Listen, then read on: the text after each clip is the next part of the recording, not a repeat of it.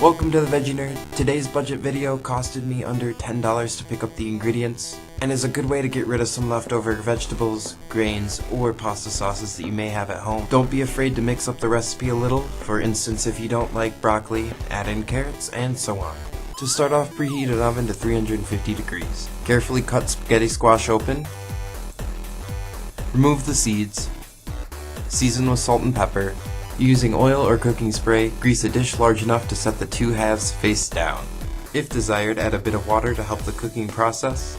There will be less caramelization, but I find it's much more easy to clean the dish later on. Allow squash to cook for 20 minutes. Add your favorite sauce to a sauce pot and heat on low. You can use any sauce that you desire, but for myself I used a basic pre-made tomato sauce. While sauce is heating on low, simmer a bit of water in a skillet. Add broccoli, full can of black beans that has been drained and rinsed, and a cup of cooked rice or other grain. I used a store-bought, ready-to-serve mix of brown rice and quinoa. Season with a half teaspoon of garlic powder, 1 teaspoon of Italian seasoning, salt and pepper to taste.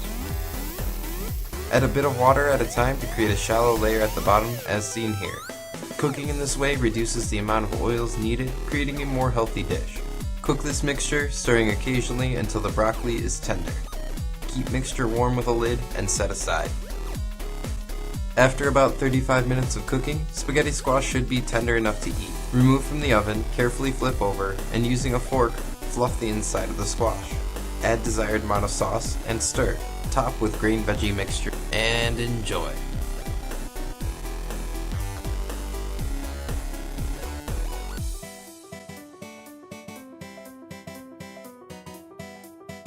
Thank you so much for watching. If you'd like to see future Veggie Nerd videos, please consider subscribing to my channel. And to support this one, make sure you thumbs up, leave a comment about what you thought, or what you'd like to see on my channel as a future video. Thanks again, and I'll see you in the next one.